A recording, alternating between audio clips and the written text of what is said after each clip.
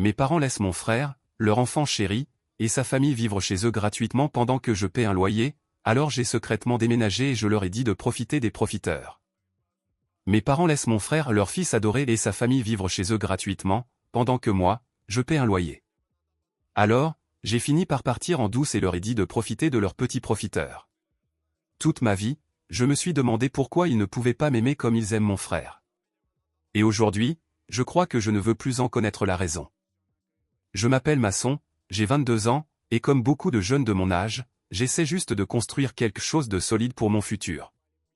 Je suis passionné par la création de logiciels, et je poursuis un diplôme dans ce domaine.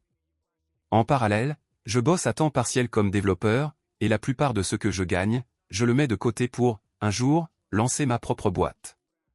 C'est la principale raison pour laquelle je vis encore chez mes parents. Mon université n'est qu'à quelques minutes de chez eux, donc je fais pas mal d'économies sur le transport et les dépenses quotidiennes. Mais qu'on soit clair, je ne vis pas à leurs frais. Tous les mois, je leur verse 550 $ pour participer au loyer et aux charges de la maison. Jusqu'à récemment, tout allait plutôt bien.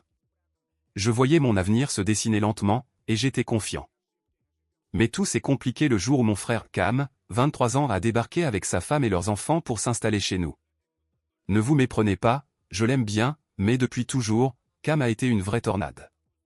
Depuis qu'on est gamin, il a le don de se mettre dans des situations impossibles. Rentrer après le couvre-feu, sécher les cours, se battre à l'école, peu importe le problème, Cam trouvait toujours un moyen d'y être mêlé. Et malgré tout ça, il a toujours été le chouchou. Peu importe les bêtises qu'il faisait, mes parents trouvaient toujours une excuse. Pendant ce temps, moi, je me demandais ce qu'il fallait que je fasse pour mériter ne serait-ce qu'un peu du même soutien. Chaque fois qu'il cassait quelque chose ou qu'il avait des ennuis, c'était à moi de réparer, de ramasser les morceaux. Quand sa petite amie est tombée enceinte, les choses se sont accélérées. Du jour au lendemain, il est passé de soirées interminables à la vie de famille. Mes parents étaient à ses côtés à chaque étape émotionnellement, financièrement, tout. Ils ont même aidé le couple à s'installer dans leur propre maison, espérant que ce nouvel environnement pousserait Cam à devenir responsable. L'année dernière, lui et sa femme ont déménagé, avec une belle somme offerte par nos parents et la famille de sa femme pour lancer son entreprise. Et maintenant qu'ils sont revenus, tout est reparti en vrille. Cam prétend que sa boîte est en plein essor. Il raconte avoir décroché des contrats avec de grandes entreprises de construction, comme s'il était devenu une sorte de magnate. Apparemment, il attend un paiement de 2 millions de $, une somme qui, honnêtement, me semble sortie d'un conte. Mais mes parents, eux, le croient sur parole. Ils l'écoutent, fascinés, comme s'il donnait une conférence TED dans le salon.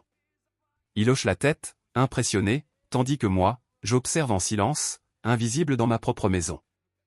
Le jour où Cam a annoncé qu'il avait vendu sa maison pour investir dans un contrat majeur, j'ai failli m'étouffer à table. Et bien sûr, dès que l'argent tombera, il prévoit d'acheter un manoir dans la banlieue huppée de New York, où, selon lui, toute la famille vivra ensemble. Mes parents en sont fous de joie, persuadés que leur fils a enfin trouvé sa voie. Ils rêvent déjà de ce nouveau chapitre, sans se douter du désastre possible à l'horizon. Moi, je ne peux pas m'empêcher de penser que tout ça sent la combine. Une autre de ces histoires pour fuir ses responsabilités et entraîner tout le monde avec lui. Pendant que monsieur attend son gros chèque, lui et sa famille vivent ici, sans débourser un centime. Pas de loyer, pas d'aide pour les courses, rien. Ils se sont littéralement approprié la maison. J'aime leurs enfants, vraiment. Ils n'y sont pour rien, et ce sont des gamins adorables. Mais leur présence ajoute au chaos. La maison est devenue un champ de bataille, bruit, désordre, cris. Ce n'est plus du tout l'endroit tranquille où je pouvais étudier et coder en paix. Je me rappelle d'un jour où j'ai traversé le salon, esquivant des jouets éparpillés partout, j'avais l'impression d'être en terrain miné. Avant, j'adorais mes soirées calmes, assis à coder avec de la musique douce en fond. Maintenant, ce genre de moment est devenu un luxe. Mon refuge est devenu un cirque. Et le pire, c'est que Cam et sa femme se comportent comme s'ils étaient les patrons. Ils me demandent de faire leurs courses, de les dépanner, sans jamais proposer de payer quoi que ce soit. Parfois, j'ai l'impression d'être leur domestique plutôt que leur frère. Ils monopolisent la cuisine, laissent tout en désordre, et je finis souvent par nettoyer derrière eux.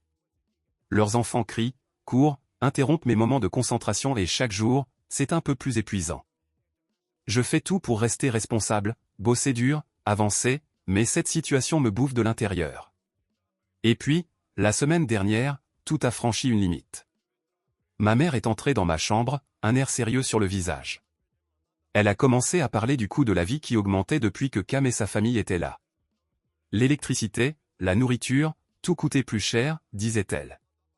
Je savais déjà où elle voulait en venir, mais je ne pensais pas qu'elle oserait vraiment le dire. Elle m'a demandé d'augmenter ma contribution. J'ai simplement répondu « Et Cam ? Il va payer, lui, à un moment donné ?» Elle s'est mise en colère, m'a lancé un regard froid, puis a quitté la pièce sans un mot de plus. Le lendemain matin, pendant le petit déjeuner, mon père m'a sorti le même discours que ma mère. Il m'a dit que je devais payer plus, puis s'est levé de table avant même que j'aie pu répondre. J'ai jeté un coup d'œil à mon frère. Il m'a regardé brièvement, gêné, puis a replongé dans son assiette comme si de rien n'était.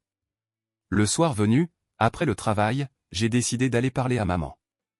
Je lui ai expliqué que je faisais déjà de mon mieux, que je gagnais à peine assez pour couvrir mes propres frais, et que je ne pouvais pas payer davantage.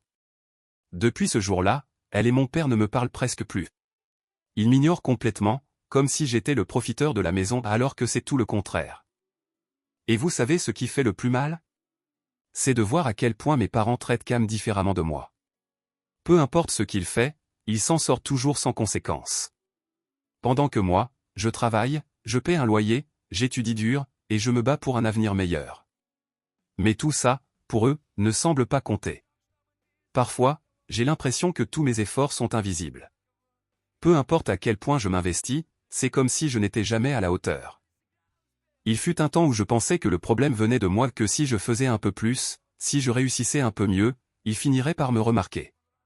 Mais après des années à attendre ce moment, j'ai fini par comprendre, leur approbation ne viendra probablement jamais. J'ai essayé de leur parler, encore et encore, mais chaque conversation tourne court. Ils changent de sujet, ou pire, ils m'ignorent complètement. Ils sont tellement fascinés par les grands discours de Cam, ses promesses de millions, de maisons luxueuses, de nouveaux départs qu'ils ne voient même pas ce qui se passe sous leur nez. Ils ne voient pas combien c'est douloureux d'être mis à l'écart, combien c'est épuisant de travailler si dur tout en se sentant toujours insuffisant. Le pire, c'est que même s'il est plus âgé, Cam agit comme si je lui devais quelque chose. Il ne bouge pas le petit doigt à la maison, me laissant gérer les corvées et les désagréments sans même un merci.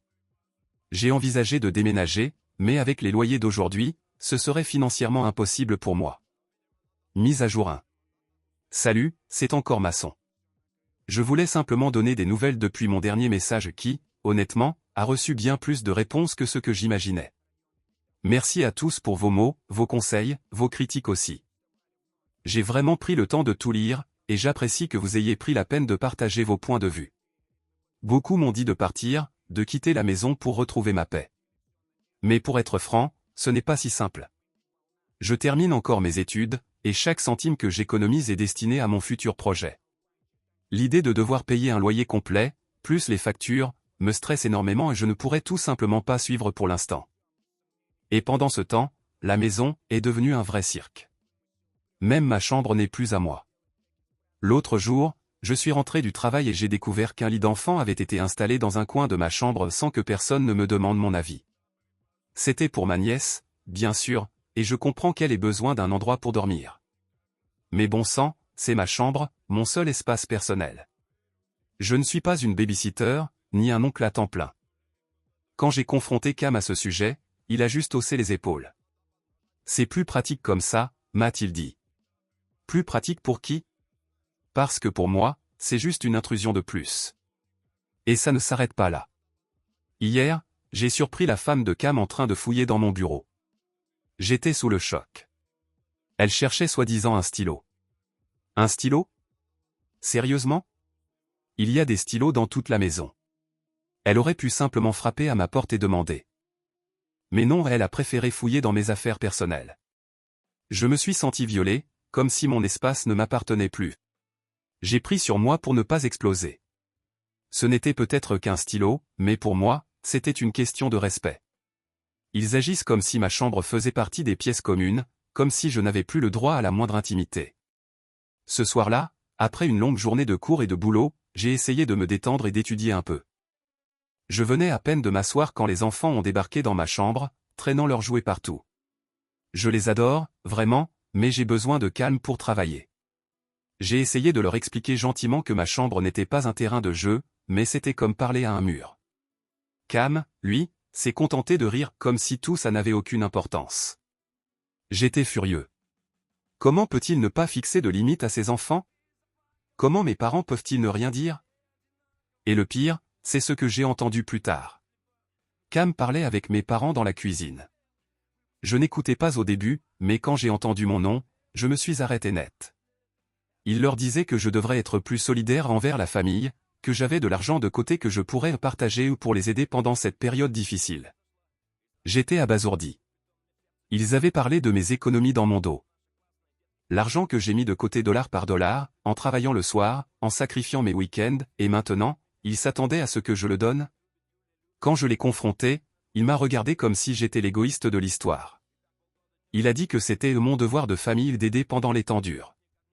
Mais soyons clairs, ce n'est pas mon devoir de réparer ses erreurs. Je n'ai pas à payer le prix de ses mauvais choix. J'ai refusé. Et à ce moment-là, j'ai compris quelque chose de fondamental. Il fallait que je trace une ligne. Je ne suis pas responsable des problèmes de Cam, ni de la façon dont mes parents choisissent de le couvrir encore et encore. J'ai travaillé dur pour bâtir mon avenir, et je ne vais pas laisser leur chaos détruire ce que j'ai construit. Alors, j'ai pris une grande respiration et j'ai dit à Cam droit dans les yeux que je ne pouvais pas l'aider financièrement. Je lui ai aussi dit qu'il devait apprendre à respecter mon espace et ma vie privée. J'espérais que ça aiderait à apaiser les tensions, mais honnêtement, je n'étais pas sûr que quoi que ce soit changerait. Pour l'instant, je m'en tiens à mes décisions. Je reste concentré sur mes objectifs, même si ça veut dire supporter encore plus de drames familiaux. Merci à tous pour votre soutien, vos mots, vos messages. Je reviendrai dès que les choses évolueront parce qu'avec ma famille, croyez-moi, elles finissent toujours par le faire. Mise à jour 2. J'aimerais pouvoir dire que tout s'est arrangé depuis la dernière fois, mais non, les choses ont empiré.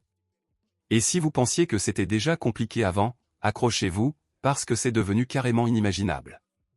Depuis ma dernière mise à jour, la manipulation émotionnelle de mes parents a atteint un nouveau niveau. Ce n'est plus seulement une histoire de payer un peu plus par mois maintenant, ils veulent carrément mes économies.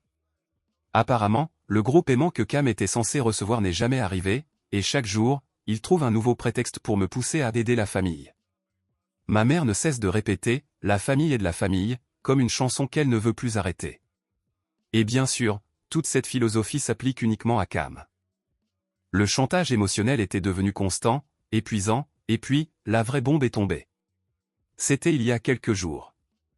J'étais dans ma chambre, essayant d'ignorer les cris habituelles des enfants de Cam, quand j'ai entendu des voix se lever en bas. Je ne comprenais pas tout au début, mais très vite, la conversation est devenue chaotique.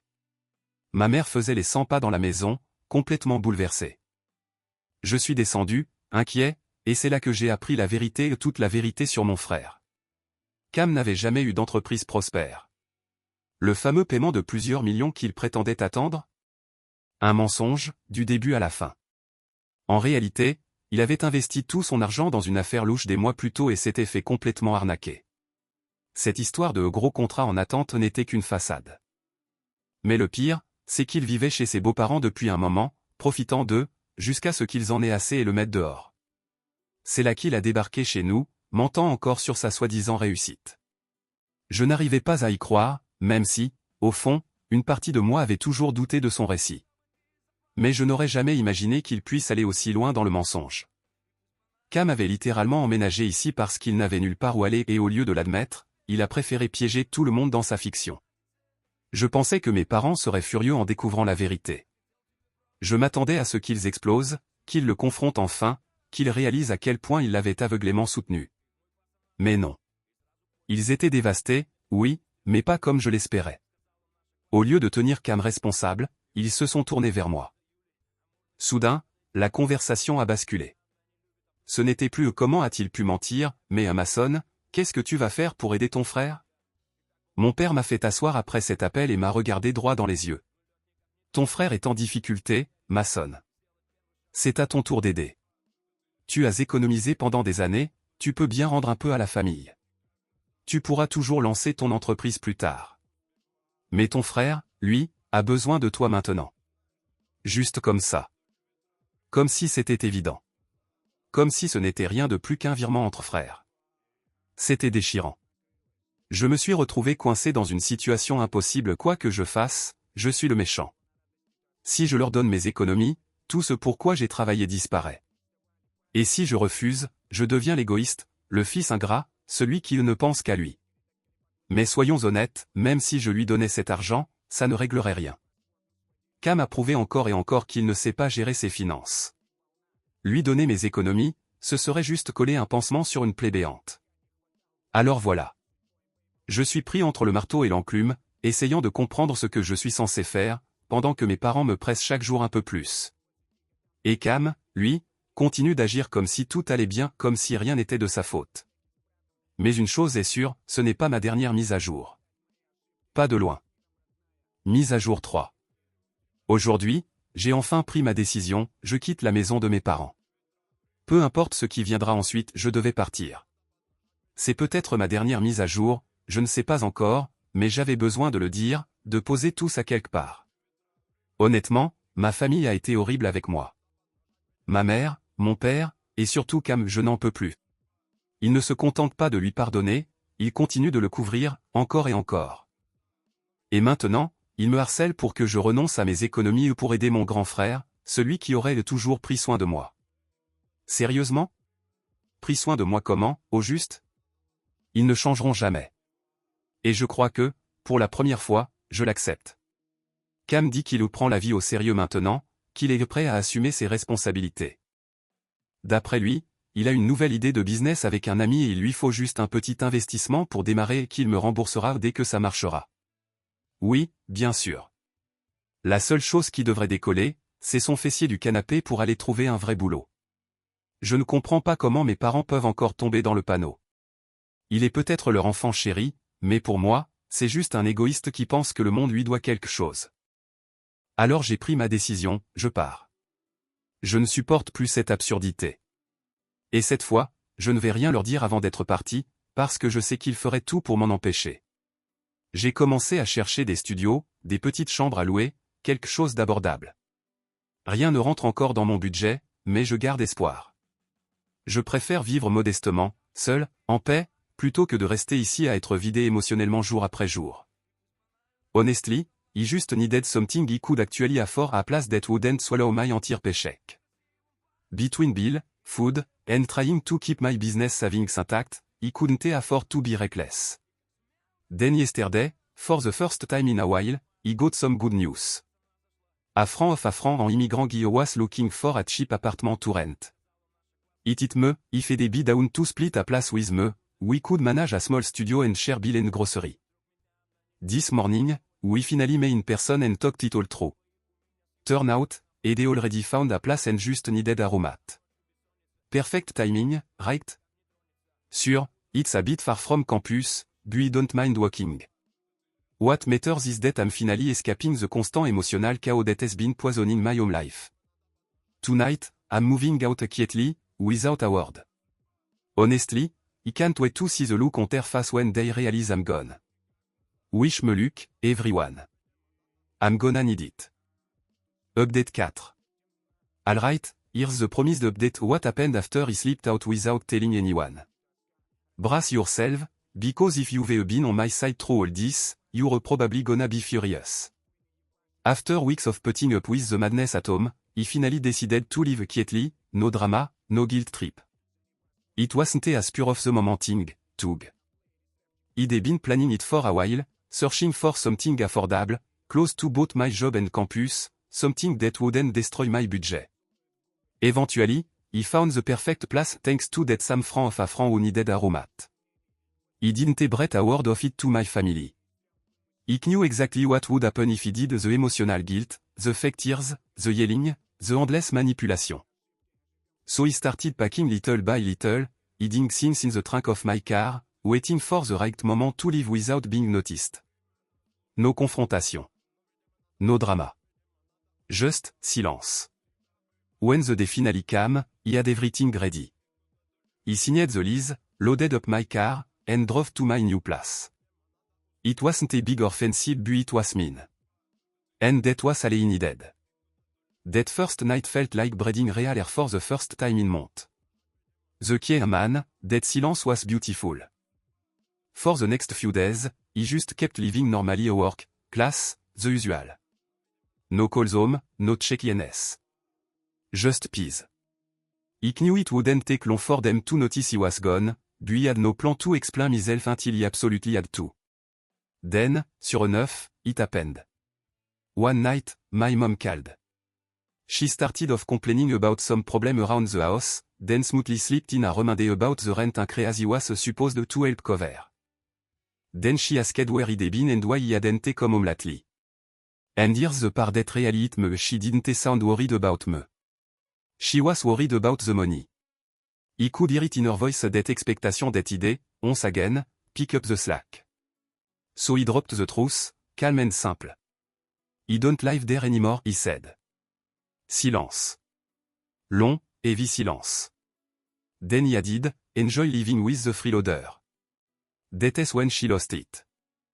She couldn't believe he'd moved out without telling anyone. She went on a full-blown rant about how he'd abandoned the family, how he'd left them to drown financially. He was every insult in the book: ungrateful, selfish, heartless. She said they were depending on my money to keep the house running, and that now he'd left them when they needed me the most. But none of that hit me anymore. He was done.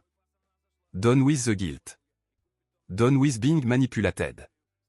Done being their emotional punching bag. She tried every guilt trip she could think of, told me he'd betrayed the family, that they didn't know how they'd survive without me. He didn't budge. He reminded her that he'd already carried more than my share for way too long and that none of this mess was my fault. Cam wrecked his life, not me. Over the next few days, he blocked them everywhere. Calls, text, social media gone. Even when they started messaging me from random number, begging me to at least keep paying the rent, we ignored them. Yeah, sure, like he was gonna pay to rent when he could barely afford one, especially for a family that never cared about me unless he was paying their bill. Update 5. So, here I am again, writing another update because a surprise things happened. If it were something minor, he'd probably just let it go, but no, this one deserved to be told. I don't even know if people are still following my story, but honestly, this might be the wildest part yet. And for once, I'm not even the main character, not directly, anyway. A few nights ago, my parents showed up at my door. And, to make things even more dramatic, they did it in the middle of the rain. I'm not sure if they checked the weather to make their entrance extra theatrical, or if it was just dumb luck. Either way, it was straight out of a bad movie. There they were standing outside, soaked, shivering, looking desperate. They said they needed a place to stay. Which immediately confused me, because, they had a house. Turn out, he was wrong. He didn't ask for details right away, honestly, he didn't want to know. He just told them they couldn't stay with me. Beside everything we'd been through, there was also the simple fact that my apartment was tiny. But of course, that didn't bother them. Because, get this, they already had a plan. They figured they could take my room and have me sleep on the couch. Mes parents avaient un plan en tête qui ne convenait pas à mon appartement, et encore moins à ce que je voulais, c'est-à-dire ne pas vivre avec eux sous aucun prétexte. Avant de fermer la porte, je leur ai demandé pourquoi ils n'étaient pas chez eux. Ce qu'ils m'ont dit était la chose la plus incroyable du monde: mon frère les avait mis dehors. D'après leur histoire, ma mère avait découvert que ma belle-sœur lui volait de l'argent. Et honnêtement, je les crois, car je l'ai déjà surprise en train de fouiller dans ma chambre, et son excuse de chercher un stylo n'a jamais semblé très crédible. Alors, il y a eu une confrontation, et ils ont eu jusqu'à la fin de la semaine pour partir. Mais au lieu de partir, mon frère leur a donné des billets pour un spectacle. Quand ils sont partis, il a changé les serrures et les a enfermés dehors. Et le pire, c'est que les billets étaient faux. Ils ont fait tout le trajet jusqu'à la ville voisine pour assister au spectacle, pour finalement être humiliés à l'entrée lorsqu'on leur a dit que les billets étaient contrefaits. Quand ils sont rentrés chez eux, ils ont essayé d'ouvrir la porte avec leur clé, mais elle ne fonctionnait pas. Ils ont frappé à la porte, mais la seule réponse qu'ils ont eue de mon frère était « Mieux vaut nous que toi », et il ne leur a plus jamais répondu. Même s'ils ont frappé à la porte pendant 1 heure, mon frère ne les a pas laissés entrer. Cela s'est passé juste avant qu'ils ne viennent chez moi. Je leur ai demandé pourquoi ils n'avaient pas appelé la police, et ma mère m'a répondu qu'ils prévoyaient de le faire, mais qu'il était tard et qu'ils voulaient se reposer. C'est pour ça qu'ils ont décidé de venir chez moi. J'ai répété qu'ils ne pouvaient pas rester là et que, de toute façon, ils pouvaient utiliser l'argent que je leur avais donné pour payer un hôtel pendant quelques nuits. Ils ont protesté, mais je leur ai dit, j'ai un travail et j'ai payé un loyer chez vous pendant longtemps. Mon frère, qui est incapable de garder un emploi ou de se contrôler avant d'être stable financièrement, vit chez vous gratuitement, et vous attendez plus de moi. Il est temps d'exiger quelque chose de lui. Merci pour la visite. Et j'ai refermé la porte. Je sais que certains pourraient penser que je suis le méchant pour avoir laissé mes parents dehors, mais il n'y avait rien que je puisse faire pour eux. Il est vrai que je ne voulais pas qu'ils vivent avec moi, mais même si je l'avais voulu, il n'y avait pas de place pour 4 personnes. Cela fait quelques jours que tout cela s'est passé, et qu'ils récupèrent ou non leur maison, je vous tiendrai au courant. Mise à jour 6. Un mois plus tard, mes parents ont récupéré la maison, mais pas dans l'état où ils l'ont laissée. Et je ne parle pas seulement du fait que mon frère et sa famille ne sont plus là, mais aussi des dégâts et de la destruction qu'a subi la maison. Voilà ce qui arrive quand on laisse des personnes irresponsables, qui ne paient rien, rester chez soi. En plus des choses qui ont été volées, il y a aussi les dégâts.